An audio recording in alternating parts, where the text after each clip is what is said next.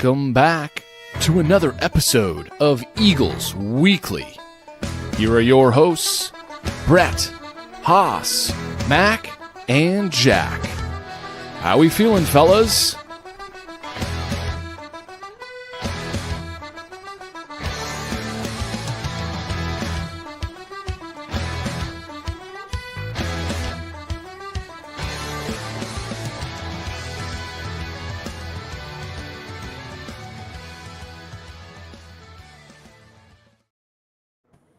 That dragged on a little bit too long. We'll have to tell Mac about it.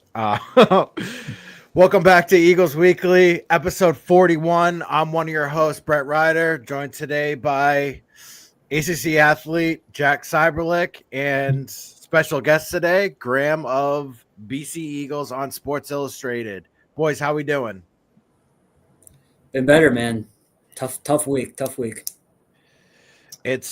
It's been tough, man. Sorry, Graham. Go ahead. No. Thank you guys for having me on the show first off. And sad Mac can't be here, but he had better things to attend. And yeah, we've seen better times. It's so funny too, because when we were talking the other day about you coming on, and I'm like, yeah, like, why haven't you been on the show yet? So I'm super glad that you're able to come on tonight, and long overdue to say the least. We've been on the beat for 3 seasons now, so it's about time we hopped on together and shared some pain. Yeah, no, absolutely. Happy to be on.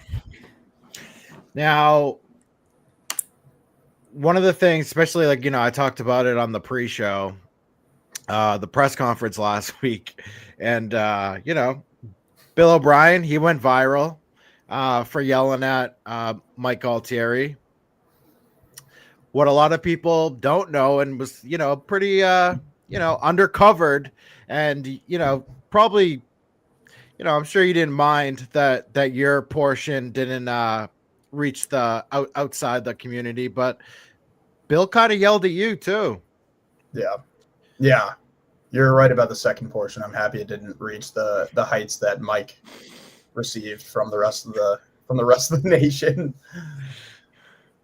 That was ridiculous. And was it just that one? Like the was that before or after the Mikey? Oh, it was after, and like I was talking to you guys about before, it's one of those where it's like once he builds up.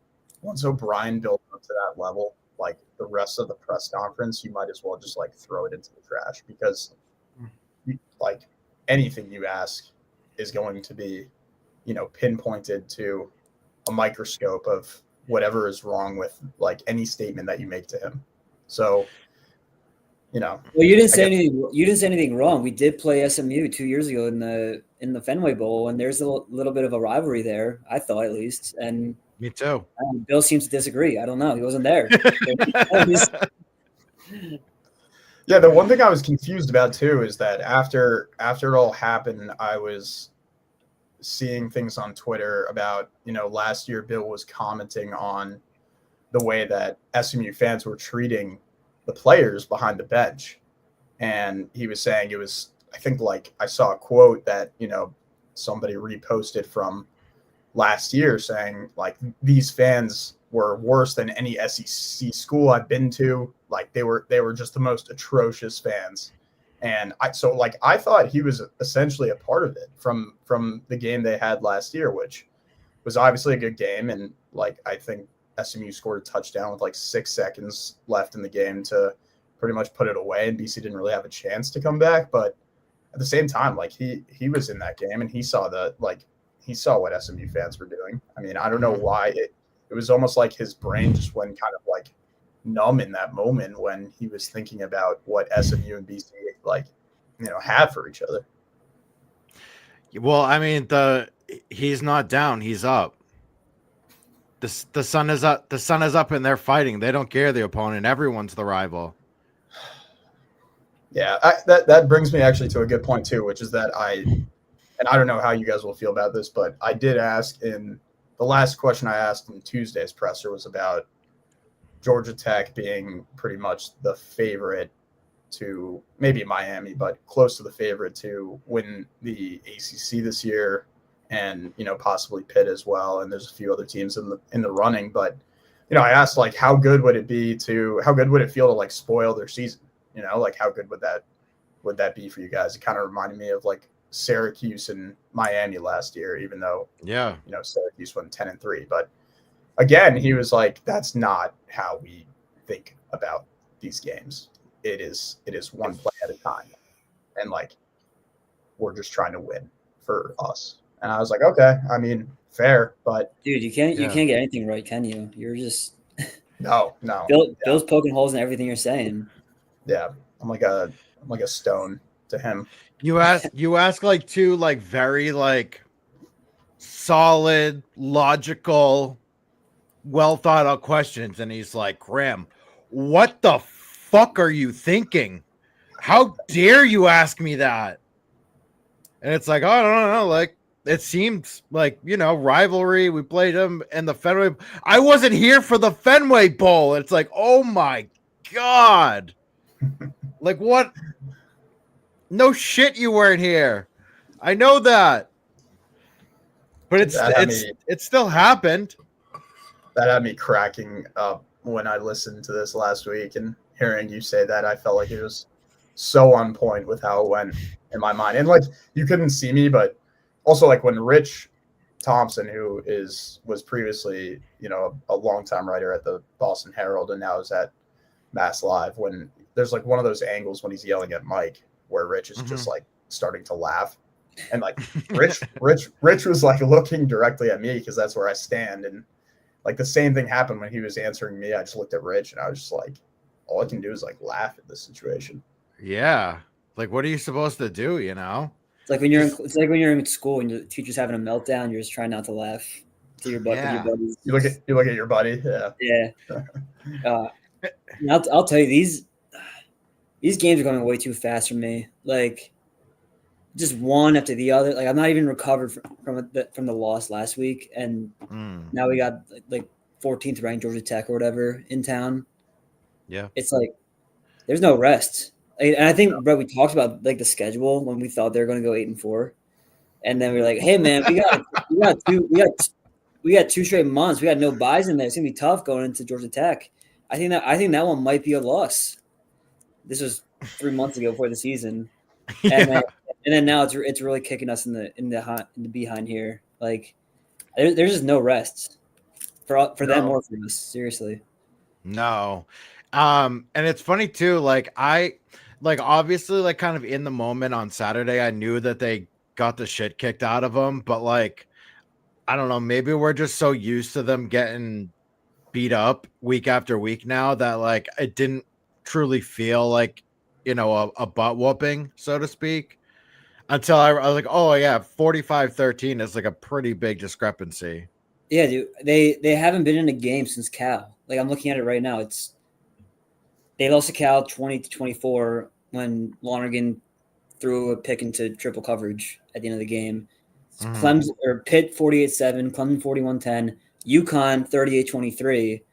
Louisville 38-24, Notre Dame 25-10, SMU 45-13. Like that's like I don't know the math. That's gotta be like 100 points over like the course of 6 games or whatever. It's crazy.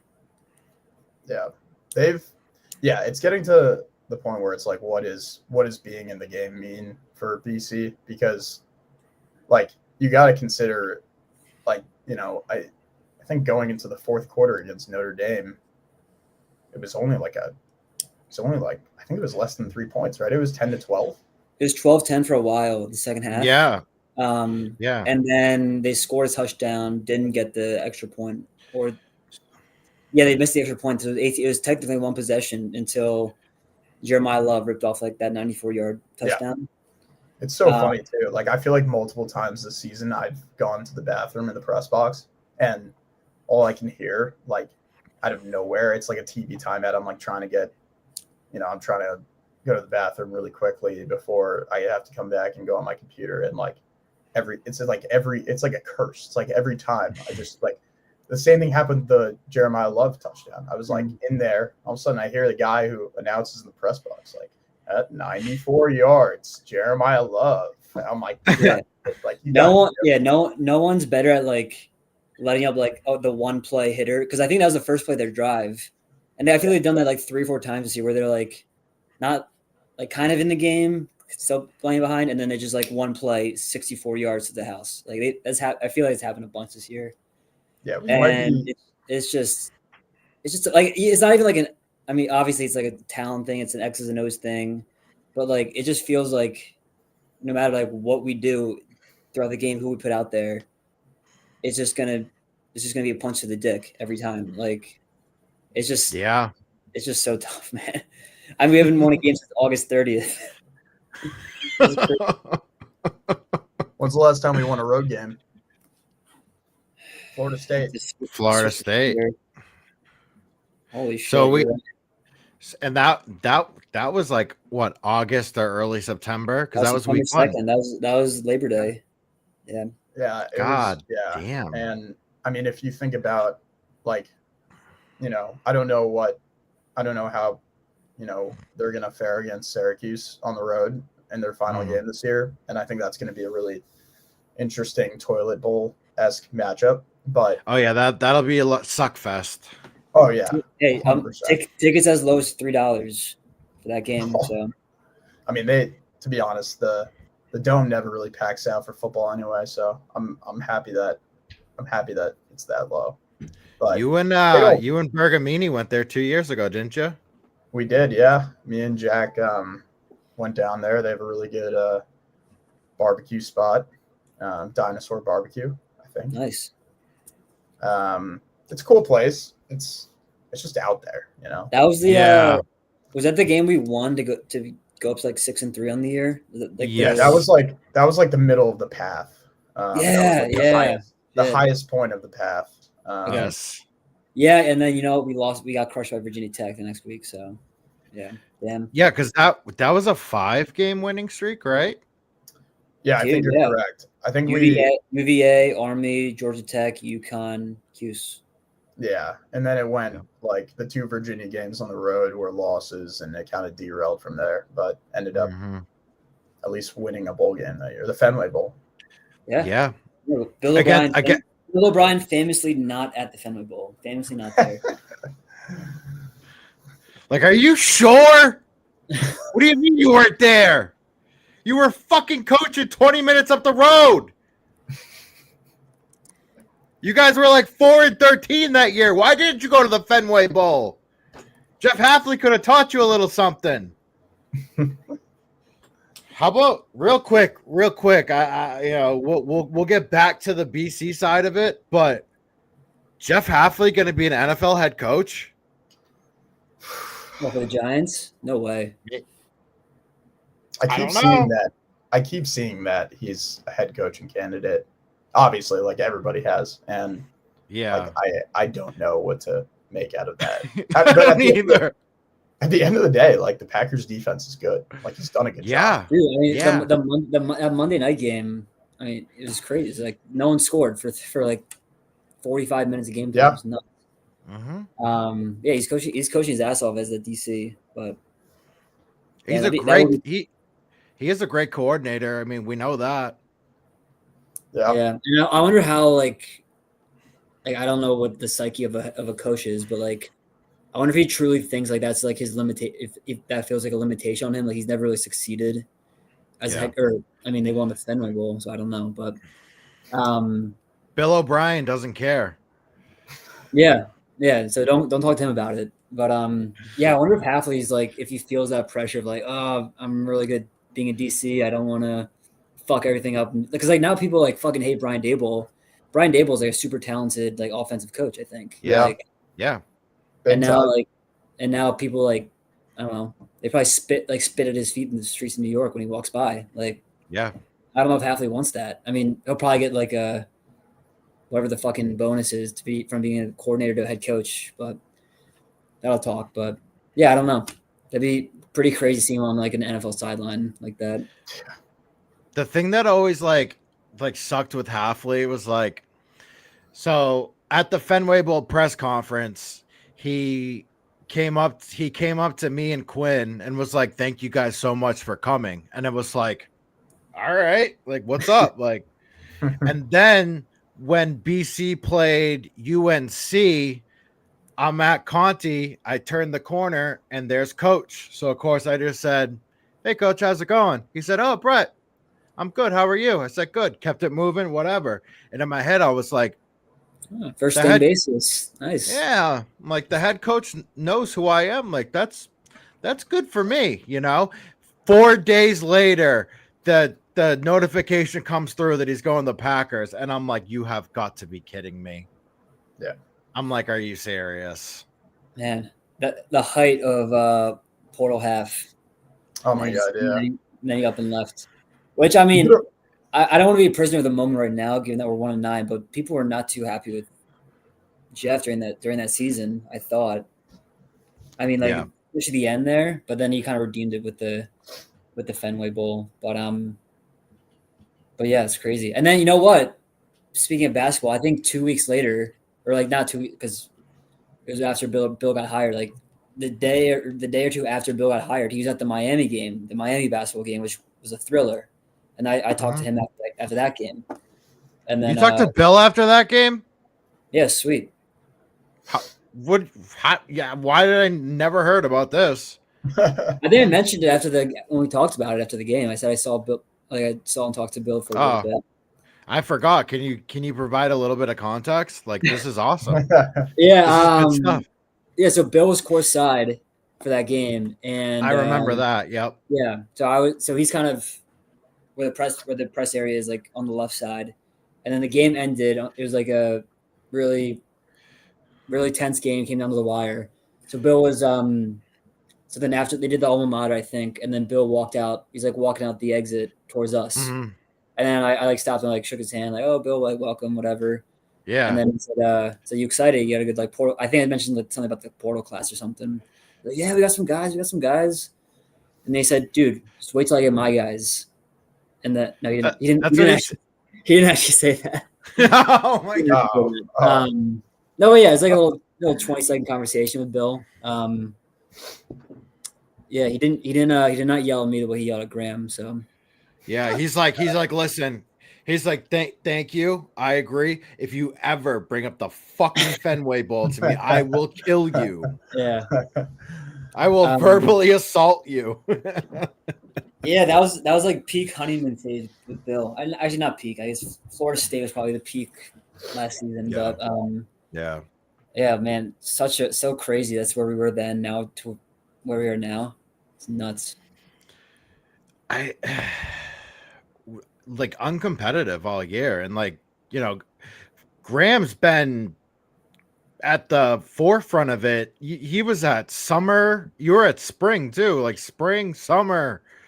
Every game he goes to the press conferences during the week. Like, I don't know. Are you gonna like? Do you think you'll get like financial like restitution from the school for this, or like are they at least like paying for like therapy? Like, they would have to do that for like 4 or 5 of us if that was the case.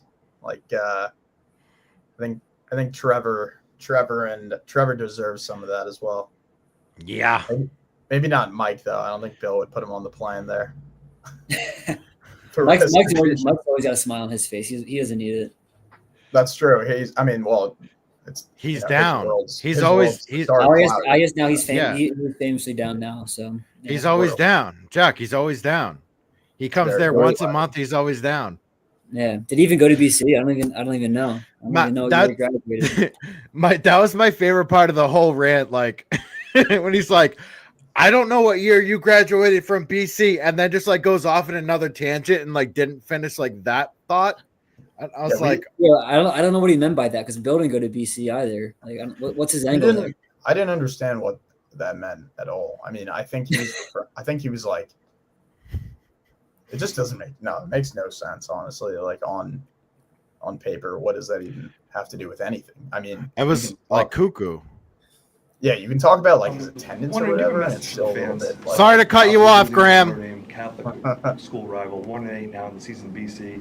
I've heard from a lot of fans. They're just really down. I'm really glad. You know, I'm glad you're down. I'm not down. Nobody's down. We're fighting. We're competing. You know, it's the second year of this program, Mike. You always come in here with these down questions. Like you show up like once a month or something like that. You come in here with these down questions. I'm not down. I don't know what year you graduated from BC. Like but what? This is a program that we're building. Okay. Nobody here's down. We're positive. We're going to show up and play our asses off against SMU. You don't sound positive. You can go out there in your dark, clouded world or whatever it is and do what you want to do. We're not down. The sun is up and we're fighting. That's my message to the fans. What's up, Trevor? How you doing?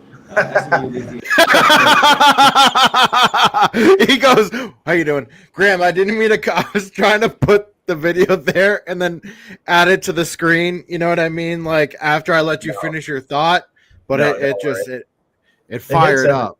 It hits every time. I mean, that's going to be at like the beginning of like, I don't know. Like if you put that like at the beginning of like the hockey warm-up playlist, like you know how electric Conti would get. Oh my God. You put that and then it just like goes into like some EDM.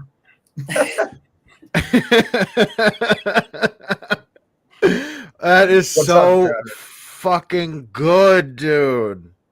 Like I can't okay, here's a question for you. Like in that like what were you feeling in that moment? Like when that was occurring? Like body shaking. Like I knew I was gonna get my ass ripped into at some that's like I don't know, like because obviously every time you go into a presser, like you're obviously prepared with questions and it's like you have certain tiers in your head of like, do I ask this or do I go with, you know, like there's a certain formula to it with asking softballs. Yeah. And, you know, you still have to keep your like relationship with these people. You see them every day. So yeah, it was like, where do I go from here? I thought the SMU question was more of like, yeah, man, we have a rivalry with them, but no, like he wasn't there for the Fenway Bowl. So he was like, fuck you for even asking me that. Yeah. Yeah. That did seem like a softball question. That absolutely, and it was like a good softball question. Because it's like, hey, like we don't really have a rival, but for some reason, like this like really good team down south, like is down to be our rival. Like thoughts, and he's like, no fucking way. Did you just ask me that? He's like earlier too, Mike Sigley of Eagles Inside, like he was there and he was like, hey, like there's SMU flags that are being, they're being put up around Quincy Market, and he was like, SMU flags around Quincy, like he like couldn't finish his thought and started stammering, and that's when Mike started, and then it was like, I mean, it was just like a snowball. It was Grant, to your point, like, like you have your question that you want to hit, or like the one that you're going to ask next. I just feel so bad for Trevor. Like whatever he had, I don't even know what he asked. I didn't watch the whole press conference. Like whatever he had teed up, he was like thinking about it, and then Bills go on this whole tear, and then it's like, "What's up, Trevor?" And then Trevor, what did Trevor ask? I don't even know. I'm trying to think about it right now. It wasn't. I'm trying to. That's a great point. I'm gonna look it up as well. I know one of the things he asked, but I think this was a later thing that he asked when he asked about ball control or something, or like protecting the football. And remember that it was like performance related. It wasn't. It was game related, performance related, whatever that may be. But all right, I love going through. Tough one to follow up for sure. Yeah, I just love when he goes, "Hey, hey, how you doing, coach?" It's so good. Trevor's the man. He really is. He really is. I couldn't believe that. I couldn't believe that no one had posted that. Like when I posted it, like I was like, when I was made aware of it, I was like for certain that whoever was like in the press conference was going to toss it up there. I couldn't believe like no one had done it. Mike should have posted his angle right away. That angle's awesome. Yeah, that would have went viral. Not me. Mike would have. Mike is the king of the like the phone right in your face. It's great. I love it. Oh God, yeah. He had that one of Blake James. Do you remember that? He's like right in Blake's face. He's asking. Oh, yeah. I forget what he asked him, but it's like that. Yep. That kind of that funny picture of Blake. And By the That way, was at what you say? to your point, Brett, I think there was a little bit of a level of PTSD from the immediate PTSD from being in there that yeah. I was just like, I'm going to talk about the quarterback. Like, I'm gonna write about who's starting Saturday. Like I like couldn't even think about what happened because it was just like I remember Mike leaving Fish and I was like, hey, like I'm sorry, man. Like it's happened to me before too. That wasn't the only time. And like Mac talked about on the last show, like there's been multiple times where we've been like, what's your message to the fans? So it feels a little bit like, that's where you can see like Bill getting riled up about him not coming as often as the rest of us and using that as like a point of ammunition because if it were Mac asking that question, it would have gone completely different. Mm-hmm.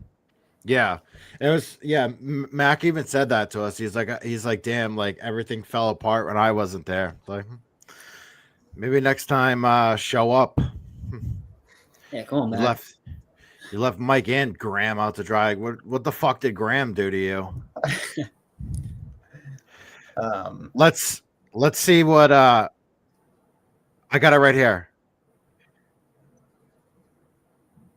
SMU leads the ACC in sacks and interceptions, and then something else that I didn't hear. And Bill goes, "Good, ball control, or whatever he said."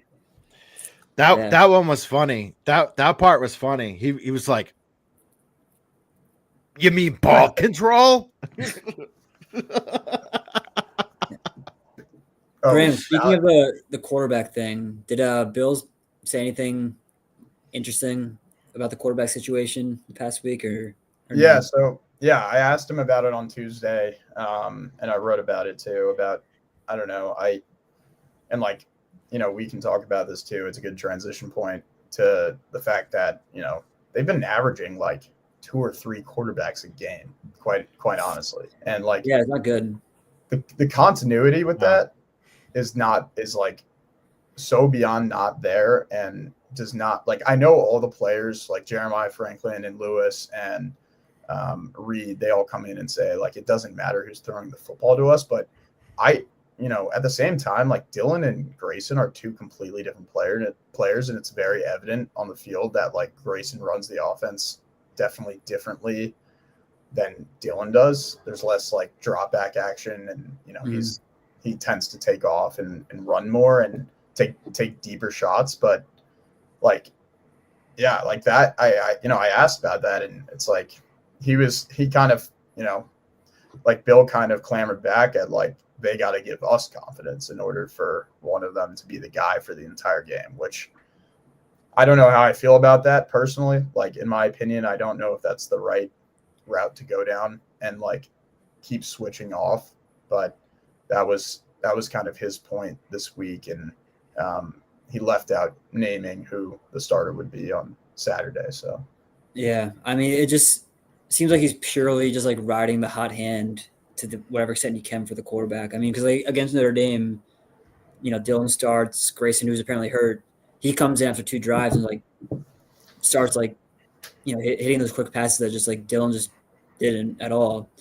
And then the next week against SMU, he kind of sucks. So like then Dylan comes in and so I have no idea. What this reminds? What? No, sorry. Go ahead. I was gonna say I have no idea what to make of it. I mean, it's like I don't know. It's like, I don't know, in basketball, like you keep drawing up plays for like a hot shooter, I guess. Yeah. But I don't know. But yeah, go ahead with your thought. No, I feel like now that I'm thinking about it, wasn't this a thing with Mac Jones and Bailey Zappi? Like, wasn't this a thing at the end of that season where it was like they kept switching off like during games. I remember this, like, you know, being a Patriots fan. I feel like, and that was, I'm pretty sure that was O'Brien's last year as the what was it, offensive coordinator at the time? Yeah. Like and I remember people would like boo when Mac came onto the field for Bailey. Mm-hmm. Makes you wonder, like, what's going on here? Let's pick a QB and stick to him. No, and a thing I remember like being so excited about when Bill was hired was like, oh, he's like a QB guy. He's a QB guy. Like he turned Bryce Young to the Heisman guy. He coached Brady. He did this and Deshaun Watson before everything.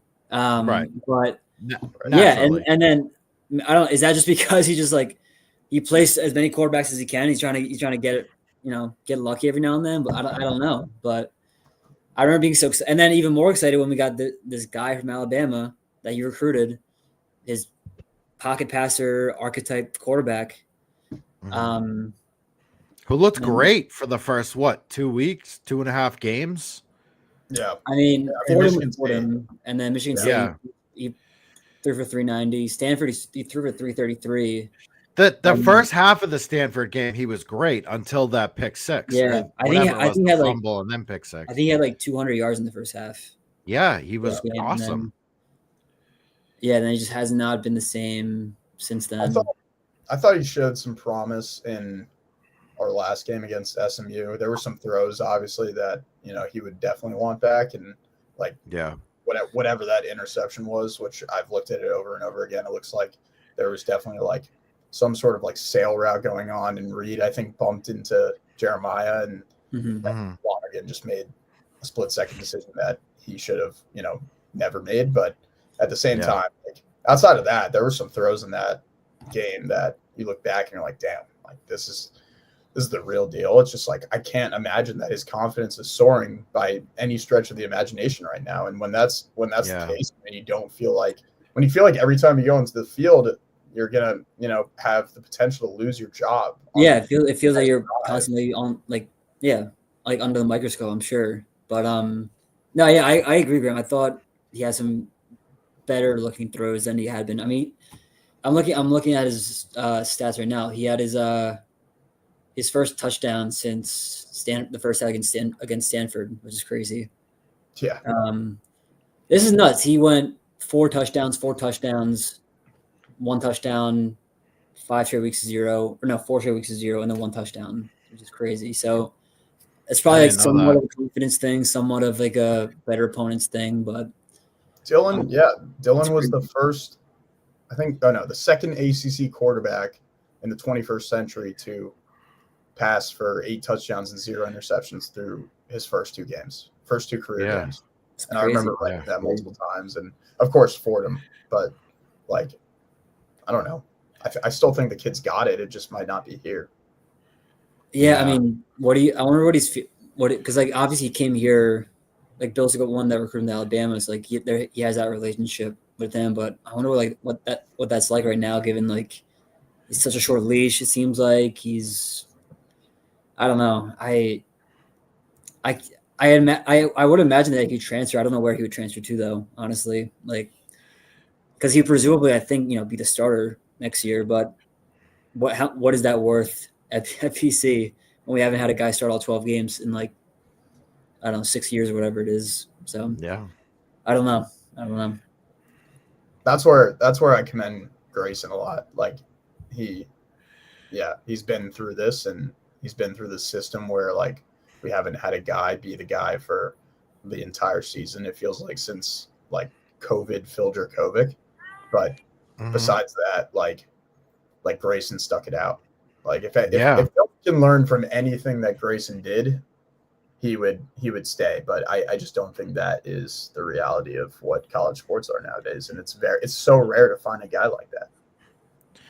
Do you think he is more likely to leave than stay at this point?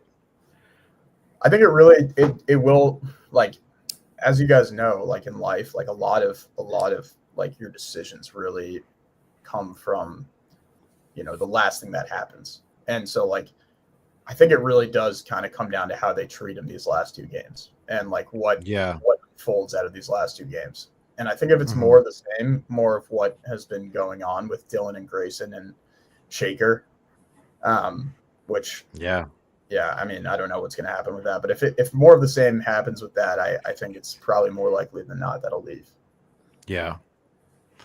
Yeah. And poor Shaker too, because Shaker shouldn't be on the field, period, this year. Like he shouldn't be. Like it's just the reality. Like he's 18-year-old kid and he looks like an 18-year-old kid out there. Like he should not be getting like real, and he's been getting like pretty meaningful snaps. Yeah. Against was it Clemson and SMU? Because he played a little bit this past week, right? He did, yeah. I mean, and it's funny because like you look at the clock and you're like in these blowouts and you're expecting it to be like 2 minutes left, and it's like, damn, it's 10:30 left of the fourth quarter. Shaker's in for like 3 drives, and it's not garbage time. And the reason that they're doing that, not threatening his red shirt, like, is because he's getting meaningful time in there. I mean, he's getting solid minutes. It's not like nothing. Yeah. The whole thing is just so like it's bizarre, honestly. I mean, not the quarterback situation, just the season has just been outlandish, and to go from 7 wins and like after Tommy left, they had a little little resurgence where they won 3 out of the last 4, whatever it was, and made it to the bowl game, and it it's like, all right, they might, and the schedule was harder this year, but you're like, okay, like if they go 7-5 again, like, are you really going to be like that upset when the schedule is what it is? Like, no. But to go from that to one win, and like that win kind of doesn't count. Like the games that actually do count, or like that are actually like peer, opponents, it's like you're not even close. It's just, I can't believe like just how undermanned and how bad they are. It just, I never saw that coming at all. I don't think anyone did. No, nobody did. Nobody saw this. That's for sure. Brandon, did you give a preseason prediction on the record? So I actually don't have anything in writing for this season with a prediction. I never made it. I don't know why I never got to it. And I fully thought it would have been at least 7 wins. And like I've said that before to people, like, yes, it's not in writing, but like that was my prediction. Like we're probably going to be reaching 7 wins again, especially with like, I guess I didn't really like foresee how bad the defense would be without Donovan and a couple other guys, Cam Arnold and Horsley. Like those guys were so key to stopping the run and plugging up those gaps that Bill has talked about. But like, I still thought there was going to be 5 to 7 wins, that type of range. And like you guys said, like Jack, you brought this up earlier. Like, I don't think we realized like how hard the end of this season would be, because we're going against some like teams that have dogs. I mean, if you like, truly speak, I mean, this week especially, like, and Notre Dame, like CJ Carr could have been any type of guy, but he turns out he's a dude. And like now we're going up against Haynes King. I mean, like these are some real players, like no joke type players with serious caliber, no matter if it's just in college or in the NFL. And I just didn't realize, I guess, how hard the end of this season would be.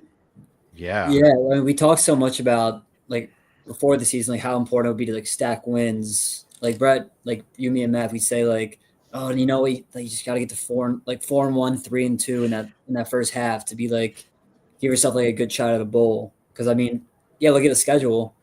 3 weeks or 4 week stretch, you got Louisville, Notre Dame, SMU, Georgia Tech, like 3 playoff teams last year, and probably the ACC champion, or the most likely ACC champion this year.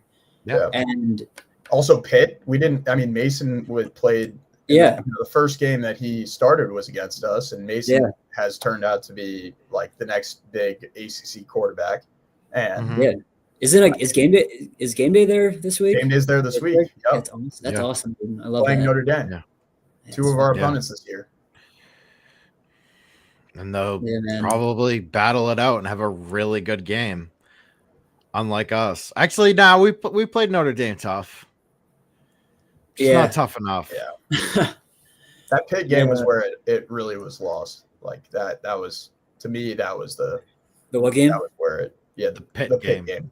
Oh yeah, that was disgusting. The Pitt game was right after that was after Cal, right? Mm-hmm.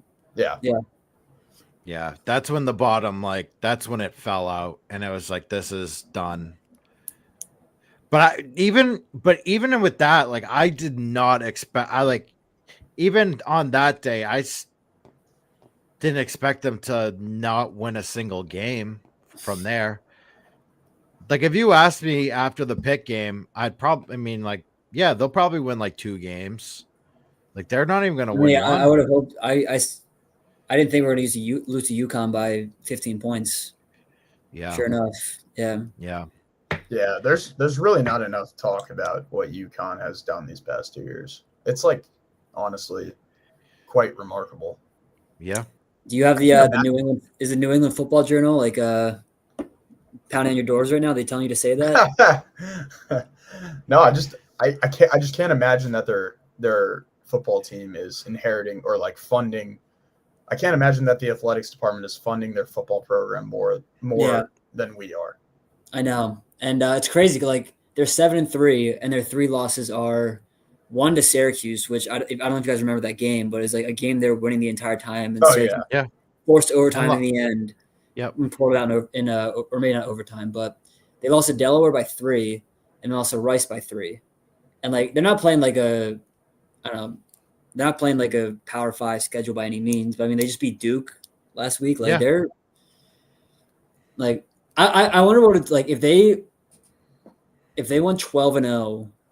And they're playing Central Connecticut, Syracuse, Delaware, Duke, us, FAU, Air Force. I wonder do they get ranked? I'm sure they must, right? Probably. I don't know. But yeah, I mean it is crazy. You see people post pictures of their stadium being so full, and it's that's supposed to be us in New England, and instead it's fucking UConn who. I don't know. It's crazy, but yeah, good for them. Good for Jim Mora. He's a good coach, and the New England Football Journal can quote me on that. He's a good coach. He is a good coach. Yeah. And hey, they're putting money into it. And then I see that Charlie D'Amelio or whatever his name is, he's getting into it with BC fans, but yeah, he's pumping. He's pumping. I don't know why our fan base would hate on the fact that someone would pump money into the program and it's making them win games. I don't understand. I think they're just mad at him for trolling us, but yeah. Yeah, I didn't see the troll, but I guess he was. But I don't know. But what was I gonna say? I had a thing, I lost it. But yeah, you guys say something. I don't know. Sounds about right. Graham, do you need to go soon? Yeah, I was gonna say that now might be a good time for you guys to transition to Mr. Grant. So good luck with that. Do we have to? Awesome. Thanks, Graham. You gave us an extra 20 minutes. Appreciate it. Graham, thank you. I appreciate it. I'll see you Saturday. Yeah. Thanks, guys, for having me. I'd love to come on again and chat with you guys. Absolutely. Anytime. Absolutely. Anytime. All right. Have a good night, guys. See ya. Yeah, you too. Later, man. Bye. Oh, trying to leave the studio. It's the red button. Uh-oh. I'm stuck. I'm kicking you out. I'm kicking you out. Yeah, just kick him. There we go. What I was gonna say was, do you see that article? The New England Football Journal. The New England Football Journal is on my mind right now. they put out an article about like BC's funding, and they said this year's roster was, or they put $6 million into the roster this year, which seems really low. And I wondered where they got that number from and / how true it is. So did you have any thoughts on that? That's what I was going to bring up before I lost my train of thought. If that is true, that's horrendous. Yeah. You know, like because I think it was what 20.5 million. Yeah, that you're allowed to. Is that's the number. Yeah. And apparently they're putting 3 into basketball. So you put 5 or 6 into football and 3 into basketball. I don't know. Maybe they're saving their salary cap for a big free agent signing. I don't know. But it's great. Like I don't know. Like I don't know enough about. I don't have any more information than they do. I just can't imagine that to be true. But if that is, like, that's pathetic. It's so bad. Yeah, and it does kind of make sense as to what we've been seeing.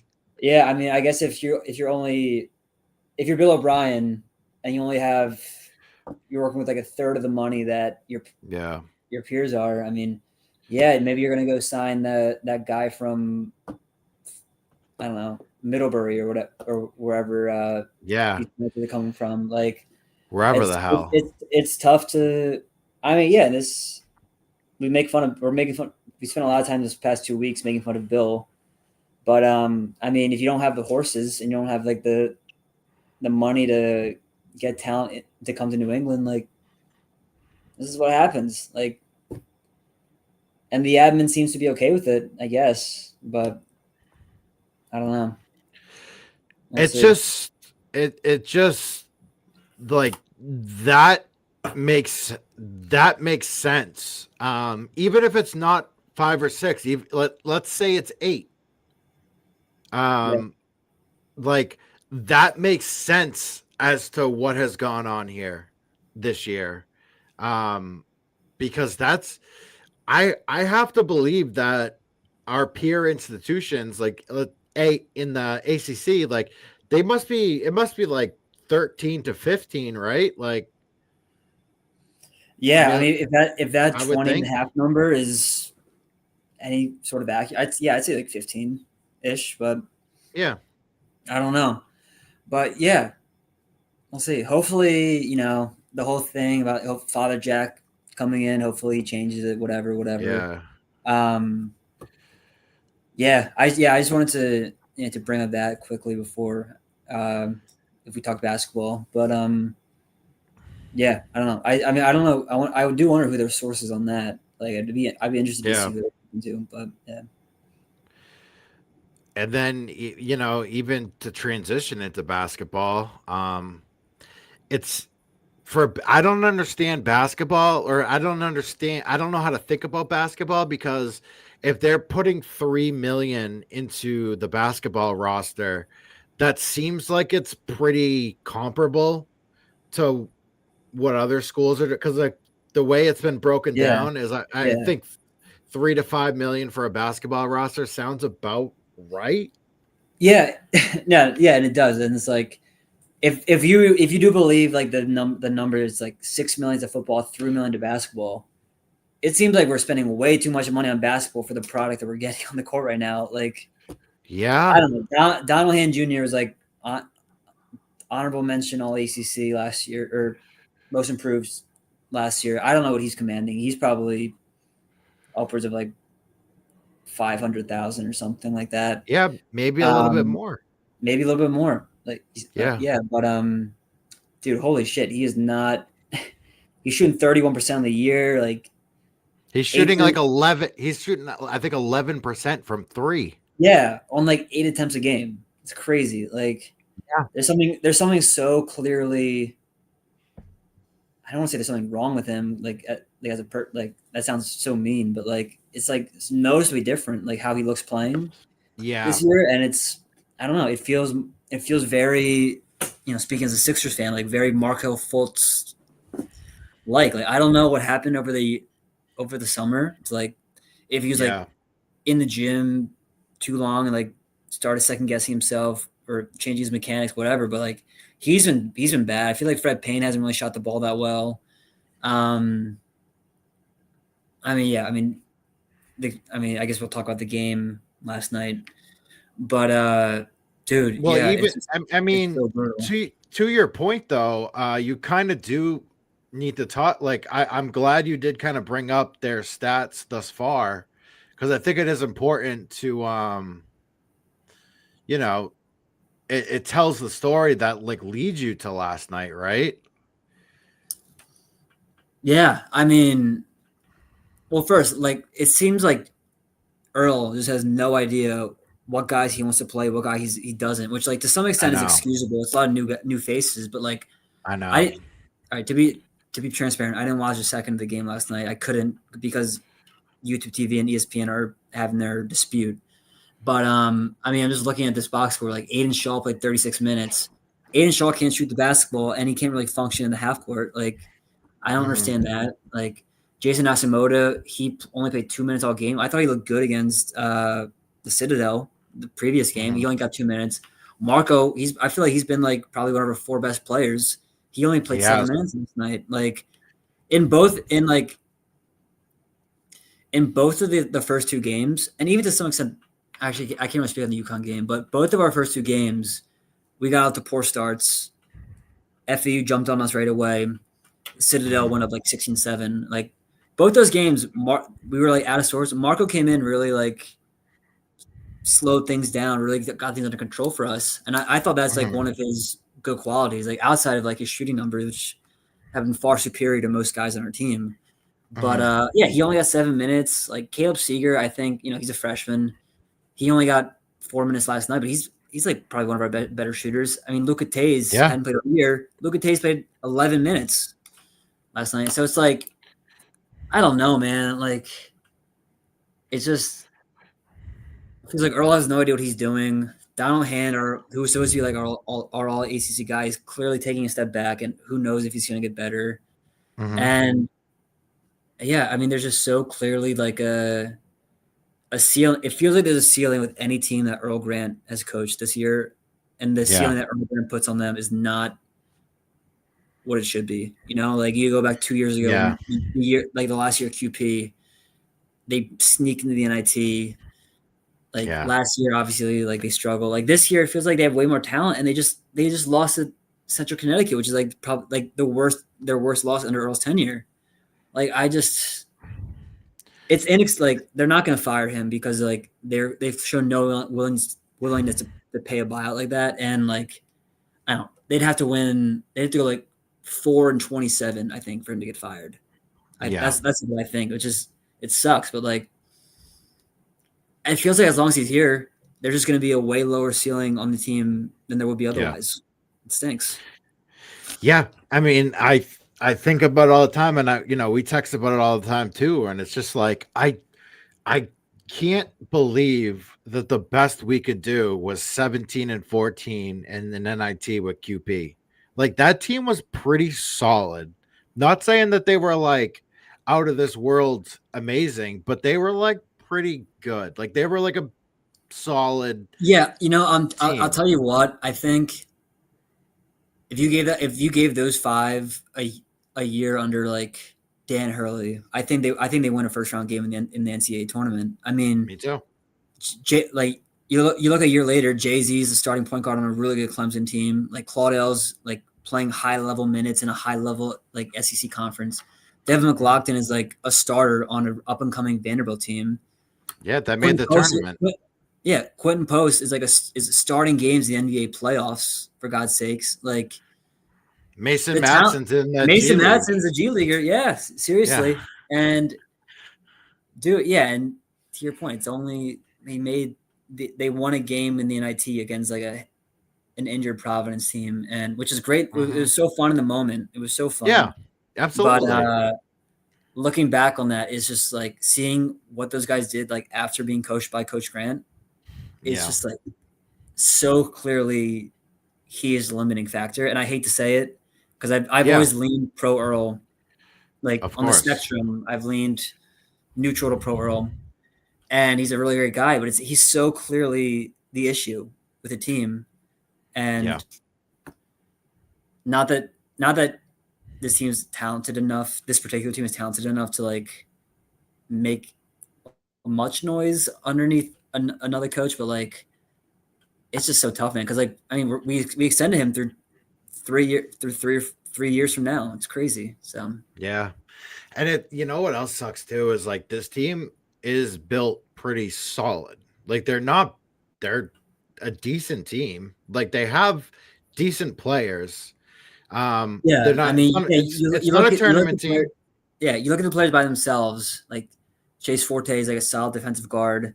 Bowden Captain, Jaden Hastings are two solid bigs. I think I think those two get rotation minutes at like most power conference schools. And I don't understand why Bowden Kapke was not like he got 17 minutes last night.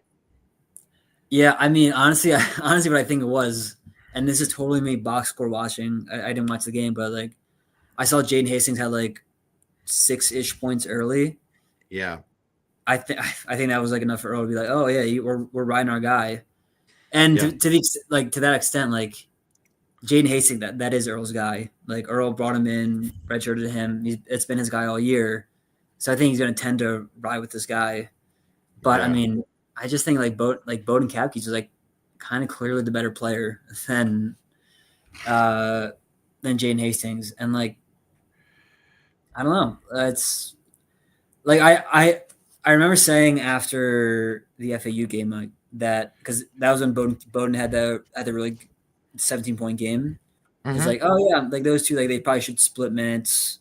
Yeah, pretty evenly, like a James Conner Quentin Post situation a few years ago. But yeah, I didn't think he saw enough of the floor last night to, especially like in a game against a team that you so clearly have like a size advantage over. It's like I feel like you need like a big moose like Bowden Capke to like get dirty in the post instead of like a rim running big like Jaden. That's a bit I don't know, X's and O's, but yeah, I don't know. It just this team, they have pieces. Asimode is a great piece. I think he'll be a solid power conference player for the next 2-3 years. Yeah, but they're just not going to do anything under Coach Grant. It sucks, man. Like, yeah, it sucks. But it does. And I look at like Chase Forte, who like Chase Forte is a very solid player, and Chase Forte did not have a good game shooting last night, and he pulled the old Jaden Zachary and made his presence felt elsewhere. You know, like how many times did Jaden Zachary shoot like 0 for 4, but he was like a +3 because he just like played hard defense and did other things. That's what Chase Forte is. That's what he's doing. And honestly, like I'm looking at the box score, like our 3 guards, Payne, Forte, Hand, they shot 14 shots, 12 shots, and 19 shots respectively. No one else on the team had more than 8 shot attempts. Like this, I think this speaks to Earl, like how they look on offense. Like they don't have like much of an offensive identity, and it results in a lot of bad shots at the end of the shot clock, and that results in Donald Hand taking 19 shots and Fred Payne taking 14 shots, and Chase Forte, who I don't want to say he's miscast to be taking this many shots because he was a high level player at South Dakota, but I mean there's just no like your 3 starting guards should not be taking like 65% of your shot attempts or whatever that number is. Like, right. It's just so clearly like not working at all. And that's going to lead to a lot of bad shots that like Chase Forte is going to be forced to take at the end of the shot clock, or Fred Payne or Donald Hand. Like, so no wonder I'm not surprised he shot 3 for 12 last night. Like, I'm sure I didn't watch it exactly, but I'm sure a lot of it was junk at the end of a possession. Like, so. And between the 3 of them, they were 5 of 26 from 3. Donald Hand 1 for 12. Holy shit. 1 for 12. And Donald Hand didn't have a single free throw last night. And I know he's been bad at them, so I'm not I'm not saying it in terms of like, Yeah, hey, like, that's what you wish for, buddy. Serious, but for a guy who has got to the line like 10 times, average like 10 free throw attempts a game, to have 0 is like, what the fuck is happening? Like, yeah, maybe hey Donnie, you're 0 for 7. Maybe pump fake, go to the cup, try to get fouled. Like we kind of need the points here, buddy. Like that, I didn't even. That's a good call out, but I didn't even see that. Like, yeah, that is so surprising. We took 9 all game, which like. How many did we make? We went 8 for 9. It was like that was not an issue last game, but like I don't know. I would have rather gone 20 for 27 than 8 for 9. Like we should have like against a team like this. We should have if we're going to shoot 20% from 3. Why the hell are we only taking 9 foul shots all game? Right. Like right. It makes no sense. It makes no sense. And dude, I don't know. I'm baffled. Like, I'm baffled. I'm trying to imagine what this game must have looked like in person or live, because I could only follow like the play-by-play on ESPN. So I'd see, missed layup, missed jumper, Central Connecticut makes a 3-pointer to cut the lead to 2. Like, I can't imagine what this looked like live. This is crazy. Yeah. The only thing I could think of is like, I don't know, 2023 or 2022, we lost to UNH in Maine. Mm-hmm. And those are brutal, like no doubt about it. Like I sat in my seat in Conti stunned after those games. I was like, how the fuck do we lose to these 2 teams? But in the back of my mind, I was like, oh yeah, we were missing QP. Like, not justifying to myself, but like trying to explain to myself, this is just unexplainable. Like, this just makes no sense at all. This is crazy. Yeah.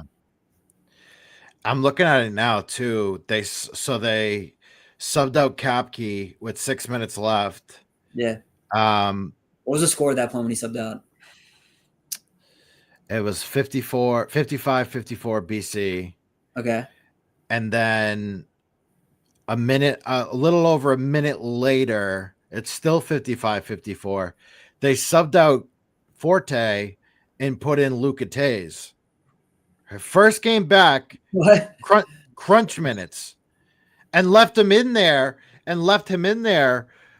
for almost the full 4:53. They subbed him out and put Chase back in the game with 13 seconds left. So basically what happened, Jack, BC had the ball. They were up 1. And Donnie, like, you know what? Donnie, we need some offense. We don't need our defense. We need some offense. Yeah. Well, what happened is Donnie chucked up a 3, missed it. So they called a timeout, and then that's when they subbed in Chase Forte. But it's like, I don't know, too late, I guess. And then just like the way it happened was just so perfect for Central Connecticut. Like, they did it perfect. They ran the clock down, threw up a prayer. It was a layup, but it's still like it was a contested layup, but drained it with 3 seconds left. And the other thing that's not talked about enough, Earl Grant had a timeout. So if Earl Grant knew that, and he said after the game he didn't realize it. You have to realize that, because they score the basket, you call the timeout, you get the ball at half court or whatever it is, you draw up a play, at least you get a shot. You're not throwing up a prayer. I mean, I saw people talking about that. I don't know. Like, I struggle to believe you're going to get a much better look. You call a timeout, then you get the ball across the half court with 0.8 seconds left, and then you catch and shoot or something. Like, no, but isn't it if you call a timeout right at if they scored the basket, you have to advance you advance the ball, and then you call timeout once you cross half court. Oh, the NBA, okay. It's in the NBA where you can call timeout and then take the side out. In college, you have to advance the ball. I think he mentioned something like that in the press conference, we maybe could have gotten a shot with a second left. But I don't know. That's probably the 13th or 14th reason why we might have lost last night. And sure. I don't know. Earl's general philosophy, which is definitely misplaced at times, but it's the idea is you don't want them to set their defense. And Which in that case, I don't think it made much of a difference. But I mean, yeah, seriously, like that's the timeout thing has clearly been like a weakness of his. But I 100%. don't know. I don't know if it was that big of a deal last game. I mean, for all intents and purposes, if they missed that layup and we won by 1 point, I don't think this podcast would be much different, to be honest. Yeah, because it'd be like, dude, we fucking won by a point. Yeah, yeah, and like I don't know. I'm thinking about like my prediction of 17-14, and obviously they're probably not going to hit that. Like, yeah, if they're 2-1 with a 1 point win over Central Connecticut, I probably feel the exact same way about the season that I do right now. 100%. But yeah, man. Yeah. I don't have much else to say about it. Like, it's just baffling. Yeah, it's crazy. Yeah, because it's really starting to draw parallels to the 22-23 season when you were, your senior year. Yeah. Yeah. With like those baffling, because even what was it? Detroit Mercy and Cornell. They beat Cornell on a buzzer beater, and then the Detroit Mercy game was super close too.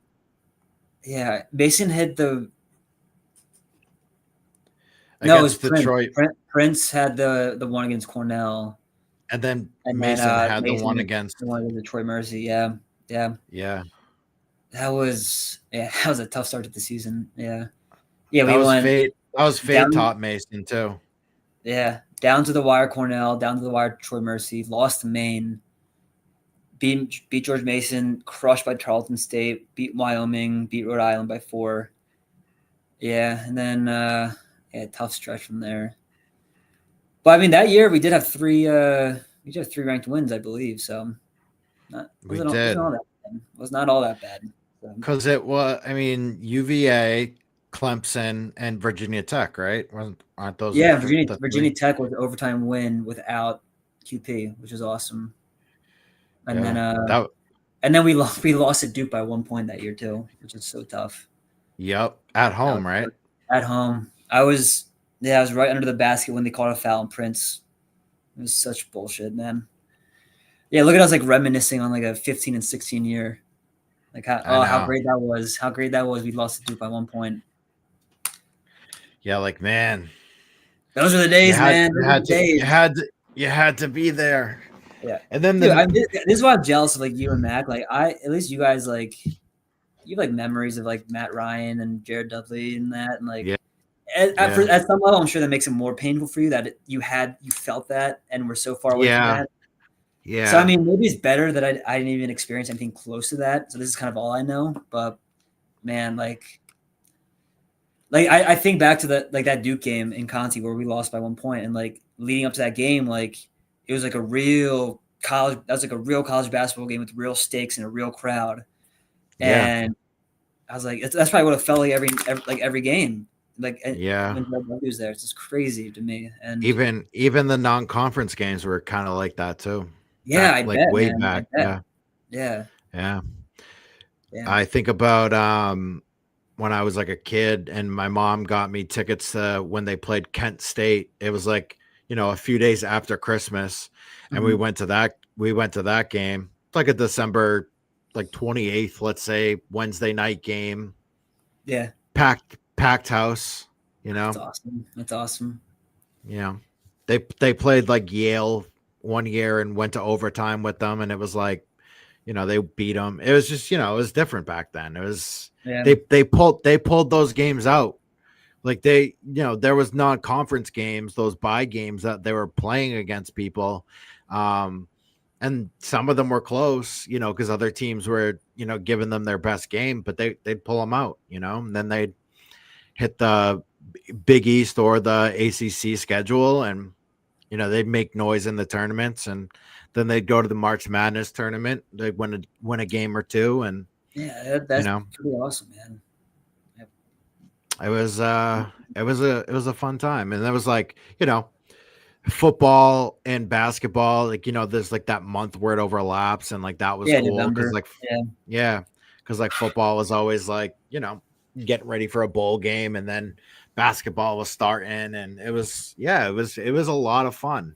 And then that's what kills me too, is because it's like, you're capable of this. Like, as an institution, like you have the ability to do that. It's not unheard of. It's not crazy. It's not like you've never done that here before. And it's just it really is a shame. Like it's a shame that it's like we have to sit here and talk about losing to Central Connecticut and comparing it to when we lost to UNH a couple of years ago, and well, we lost to Duke by 1. That was so heartbreaking. And that was that was like the most I ever like truly felt alive for BC basketball, but it's like, and at the same time, the football team's 1-9, so we can't even hang our hats on that.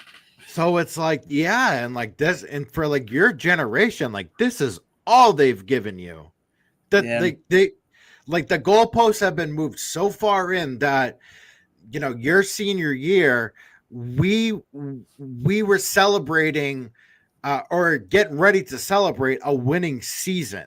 Like we were like, if BC went 16-15 and beat that Georgia Tech game, the one that you had to come back for, like that was like, that's how low and how like little like this program has given us, that like we were getting ready to like pop off about that. Like, hell yeah, like we won more games than we lost by 1.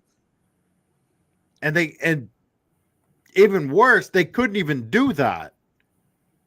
And I and it's like the very next year, they won 20 games. No, they didn't. They won 17. They won 17. Yeah.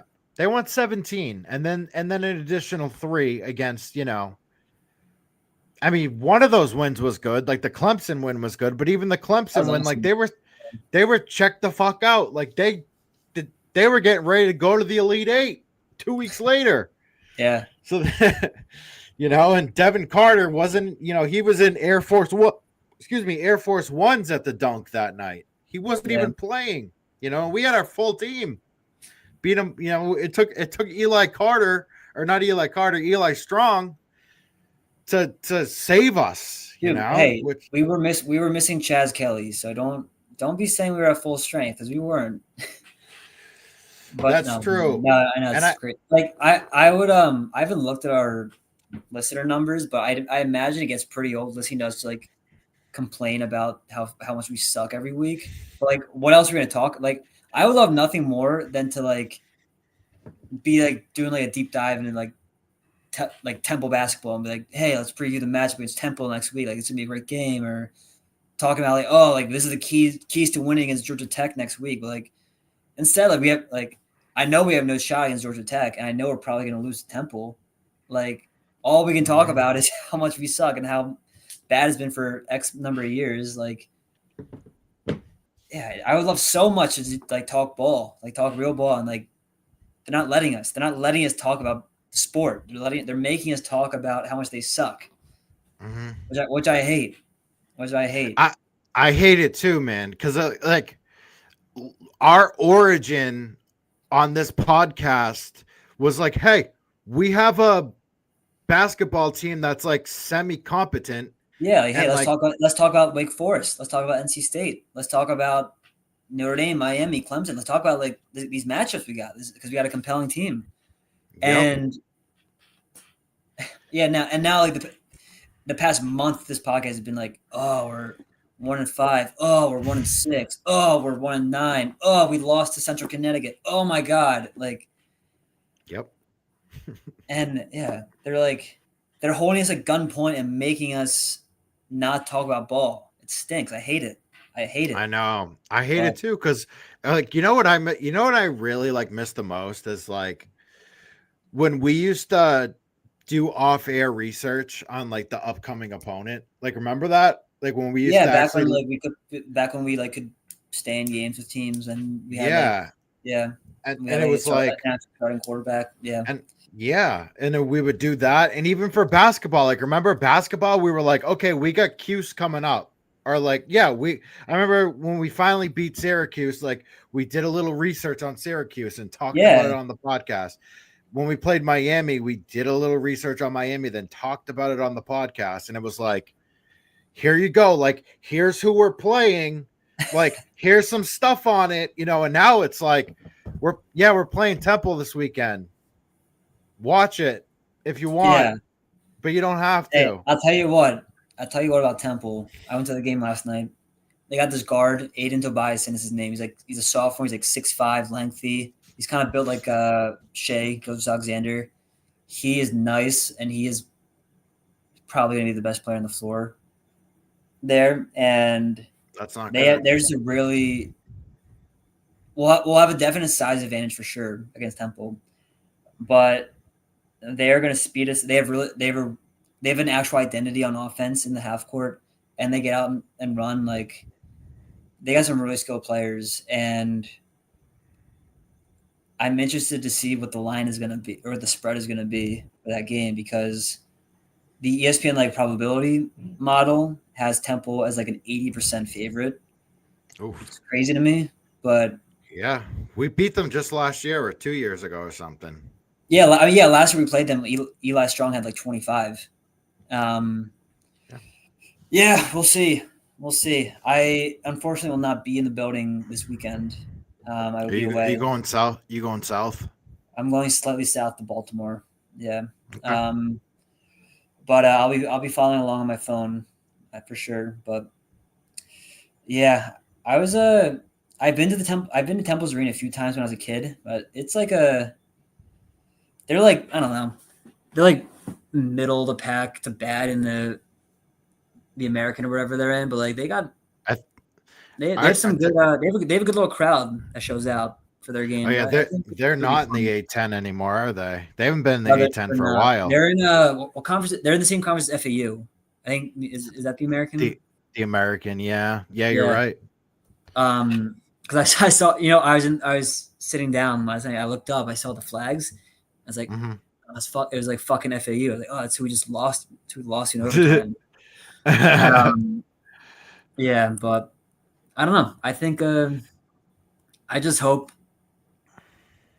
I have no faith that they will. I just hope they learn. Yeah. From last game, they just go to the basket, use their athleticism advantage or size advantage, instead of just shooting, going 7 for 32 from the outside. Like, if they don't learn anything else, just get to the fucking rack on Saturday. And I don't know. We'll see. But like, for the love of God, man. Yeah. Like, please. Yeah, I can only take so many 20% 3-point games in my life. Against a team that you had a clear size advantage against, that you should have been going, like, not shooting threes anyways. Yeah. I think if they forced Bowden Kapke to play for 40 minutes and they just gave him the ball for a post-up every time, they probably would have scored more points than they did. They probably would have done better. Well, I mean, that's like in a vacuum where they don't like triple team him every possession, but you're better off doing that. You're better off doing that than shooting 19% from 3-point land. Like, that sounds correct. What you just said, like, sounds right. Yeah. Maybe it's not, but it sounds right. I know. Maybe it's not. Maybe it's not, but I don't know. Whatever it was, it didn't work. So almost anything else would be better. God. Yeah, that's about all the hoops I got in me, I think, tonight. But me too. To be honest with you, we just talked more hoops than I expected us to talk. So yeah. Give the people what they want, I guess. I guess. Yeah, just real quick, we got Temple, then Hampton, then Davidson. I think that's a tournament game. Yeah. Then Harvard, then LSU at home, New Haven. Then I forgot about the UMass game. Yeah. I wish you were up here, dude. I know. Are you going to that UMass game, by the way? Are you playing? I'm gonna. Yeah. That'll be fun. Is it in Springfield? Yeah. Yeah, I wish you were here for that. Yeah, that would be fun. I wonder if my buddies will be on, but I don't know. We'll see. But hopefully we finish. Hopefully we finish the out of conference over 500. We'll see. Let's hope. Yeah. This has been the past like half hour. This has been a Believe in BC Hoops episode.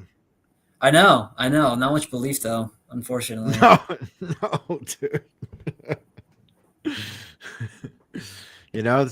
Sometimes you just gotta go back. You gotta go back to move forward or whatever they say. So You gotta go back to the sometimes.